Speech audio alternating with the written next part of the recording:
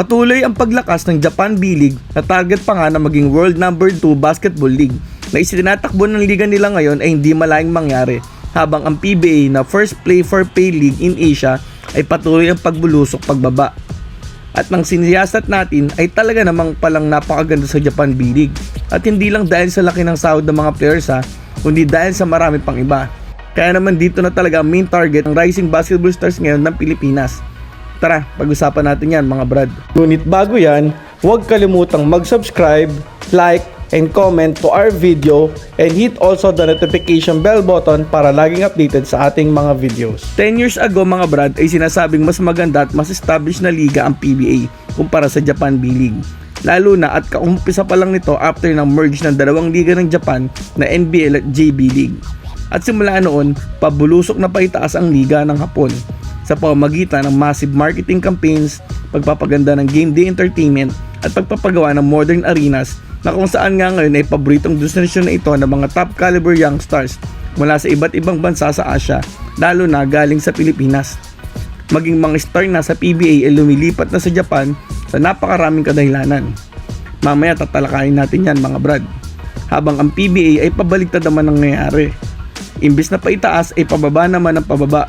At dahil din sa maraming kadahilanan, mula sa imbalanced teams o parity ng liga na kung saan SMC at MVP teams lang ang lagi nagcha-champion kasi nga nasa kanila ang malalakas na players at hanggang sa unfair trades at hanggang sa babang quote-unquote official salary limit ng mga players. Pero alam naman natin na di umano maraming higit dyan ang salary pero undeclared.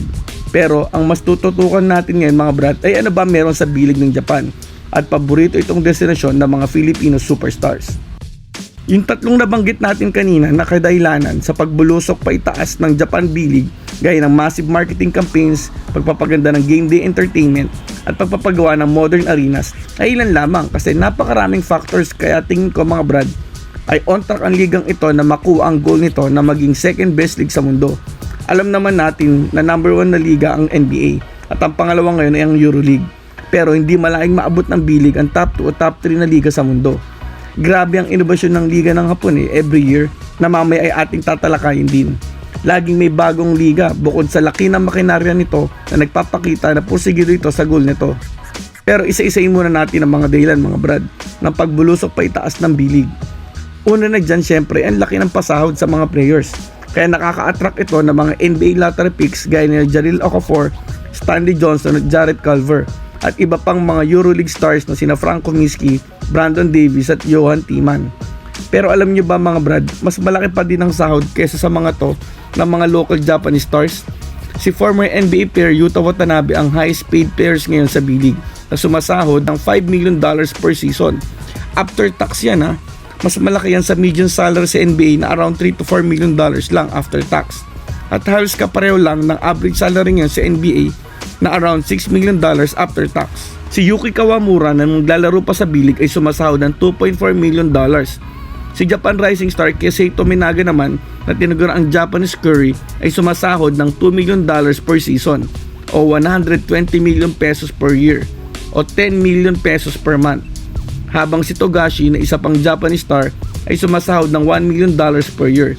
Kaya yung mga local superstars ng Japan pa din ang face at financial engine ng liga.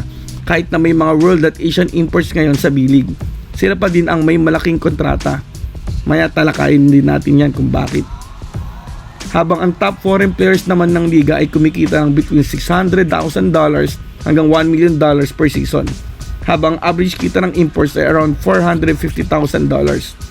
At alam nyo ba mga brad, ayon sa nakita nating source, top earning Filipino imports ngayon sa Japan ay grabe din ang sahudan. Si Dwight Ramos na isa na ngayong veteran sa B-League ay sumasahod ng $600,000, meaning isa sa top foreign players ngayon ng liga. In peso, 38.4 million pesos yan annually mga brad, o around 3 million pesos per month. Habang isa pang veteran star na si Ray Parks ay tinatayang kumikita ng 2 million pesos per month. Habang ang Filipino superstar na si Kai Sotto ay tinatayang may pinakamalaking sahod na Pilipino up to $900,000 per season o 4 million pesos per month. Kaya paldo talaga ang sahura ng veteran superstar sa B-League. Lalo na pag nag-fit ka sa team, sa needs nito at sa team chemistry.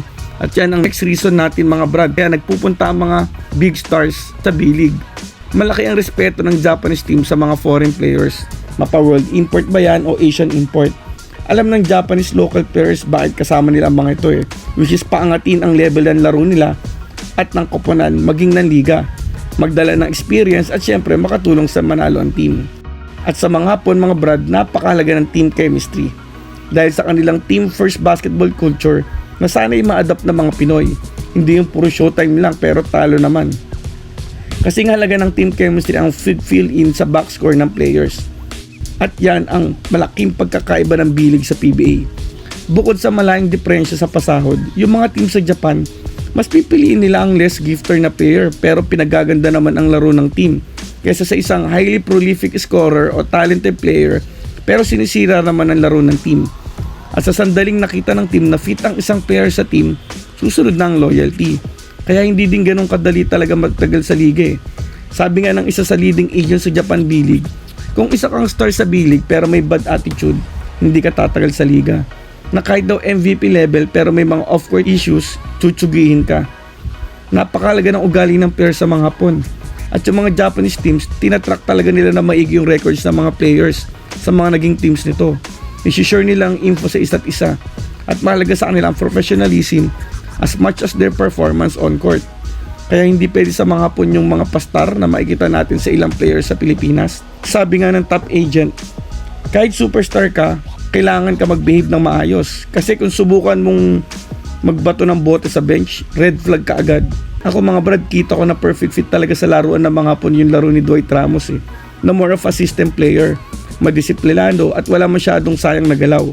Kaya kita mo din sa resulta, isa na siyang veterano ngayon sa liga. Alam ko, naging co-team captain pa to ng Levanga Hokkaido So dahil matagal na din sa liga sina Ray Parks at Kiefer Ravena, meaning fit din ang laro at lifestyle nito sa Japan style of game or na-adapt na din nila agad.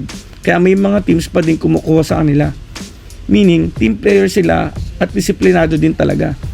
Sa bilig kung saan stable ang mga teams na may maayos na pasahod, yung character ng player minsan ang nagiging deciding factor Kaya yung mga teams na naghahanap ng players, dun sila pumupunta sa mga trusted agents na may magandang track records ng players kasi tiwala na sila na magpuproduce ang mga to ng maayos na players on and off the court. Sabi nga, sa Japan, being a good basketball player opens the door. Pero being a good person keeps the door open. Kasi kung hindi magandang attitude ng player, tsugi ito. Ang isa pang kakaiba sa Japan B-League na makikita mong malayo na talaga ito sa PBA, 2 hours before the game, bukas na gate ang venue Pero even before that, andun na yung mga fans. Nakalinya ng mga food truck sa labas ng gate, nagpipictura ng mga tao, at nagtatakbo ang mga bata at jump pack yung mga official stores na parang isang community event at hindi isang basketball game. Grabe tumangkilik mga Hapon sa basketball game lalo na in their home court. Tapos may mga malaking programa para sa cheerleading. At alam nyo ba, 60% ng audience sa game ay mga babae kaya sobrang energetic at alive ang vibe sa loob ng arena. Yung mga national team players ng Japan, karamihan $1 million above salary kada season na itinuturing ng mga celebrities na mga fans. Kaya ang dami ng endorsement deals na mga to mula sa Adidas, Under Armour at iba pa. Dahil grabe nga tumangkilik mga Hapon sa mga players.